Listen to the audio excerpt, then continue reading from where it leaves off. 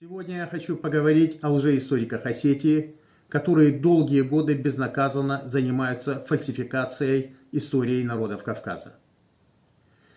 Историки, которые не только занимаются фальсификацией, но и создают печатные издания, которые вы сейчас видите на экране, где эти люди совершенно безнаказанно занимаются фальсификацией, называя ингушские села, ингушские территории территориями Осетии и осетин, нанося таким образом непоправимый урон и вред в межнациональных отношениях между Северной Осетией и Ингушетией.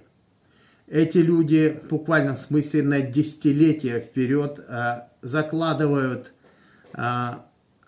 мины замедленного действия, которые будут мешать во взаимоотношениях, в дружбе и взаимопонимании между осетинской и ингушской молодежью. Все это происходит на глазах у руководства Ингушетии, попустительства Миннаца Республики Ингушетия, который, насколько я понимаю, должен заниматься и обращать внимание на вот такую вот откровенную ложь со стороны осетинских историков, которые выпускают издания, книги, где они в буквальном смысле занимаются фальсификацией, где льется ложь и неправда. Сегодня я хотел бы разоблачить вот этих вот историков, которые занимаются вот этой фальсификацией. Все это происходит на глазах у руководства Ингушетии. Никто этим не занимается и не призывает их к ответу.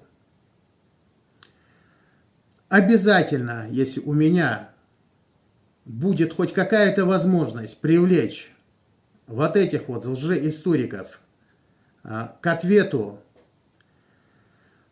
которые, естественно, наказание административное или уголовное они должны понести за фальсификацию, я приложу все усилия, написав соответствующие жалобы в Генпрокуратуру Российской Федерации, в Следственный комитет, для того, чтобы они обратили внимание на ту подрывную деятельность, информационную деятельность, издания этих книг, которой они занимаются. Итак, для осетинской молодежи, которую зомбируют уже 27 лет, я хотел бы вас ознакомить с историческими фактами, которые невозможно опровергнуть. С документами, которые были подписаны в период депортации черно-ингушского народа в Среднюю Азию и Казахстан, как передавались североосетинской стороне ингушские села, как они переименовывались, все вы услышите в этом видео. Итак, первый документ. Президиум Верховного Совета. Город Орджоникидзе, Северо-Осетинской ССР. 1 апреля 1944 года. Обратите внимание на дату. 1 апреля 1944 года. То есть не прошло и месяца, как были депортированы чеченцы и ингуши в Среднюю Азию и Казахстан. Все готово уже. Постановление готово, а земли ингушей в буквальном смысле передаются практически полностью Северной Осетии. В секретариат Президиума Верховного Совета РСФСР. Согласно вашей просьбе, переданной по прямому проводу Свердловым в связи с присоединением новых районов к Северной Осетии, сообщаем вам, в Северо-Осетинской ССР перешли Ачулкинский район весь в составе сельских советов. Верхние Ачулки, Далаковские, Кантышевские, Нижние Ачулки, Средние Ачулки. Назрановский район весь в составе сельских советов. Алиюртовский, Альтиевский, Барсукинский, Гамурзиевский, Назрановский, Насыркорский, Плиевский, Сурхакинский и Кажевский. Псидавский район в составе сельских советов. Кескенский, 1, Кескемский 2, Псидавский, Сагапшинский. Пригородный район в составе сельских советов: Ангушский, Ахкиюртовский, Базоркинский, Галгай Новый Джайравский, Длиннодолинский, Камбелеевский, Редан Балтинский, Таузен-Юртовский, Чернореченский. Далее. Постановление Верховному Совету РСФСР, Верховному Совету Республики.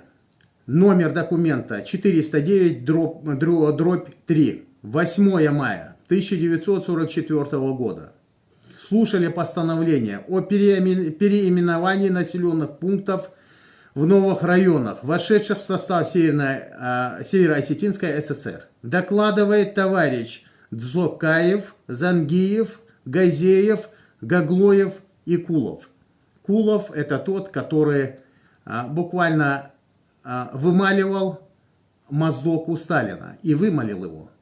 Именно благодаря Кулову Сталин подарил кабардинский моздок осетинам. И по сегодняшний день он находится под юрисдикцией Северной Осетии. Далее. Постановили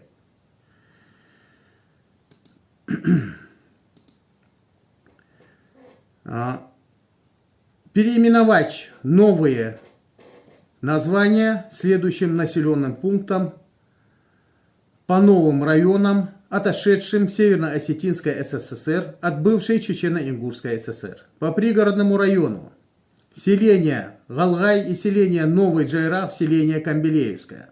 Вот как появились ваши названия. А я хочу, чтобы молодежь Северной Осетии знала об этом.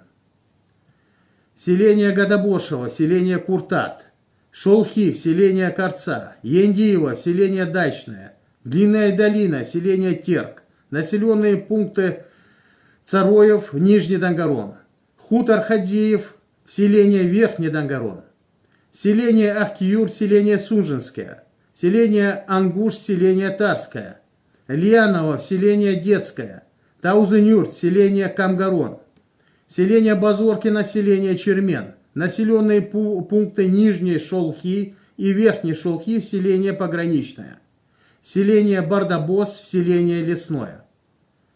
Вот как были переименованы ингушские населенные пункты на осетинский лад. То есть переименованы и даны им осетинские названия, чтобы вы знали. 8 мая 1944 года это все происходило. Эти постановления вы увидите на экране. На этом я прощаюсь с вами, но недолго. Всего доброго, до новых встреч.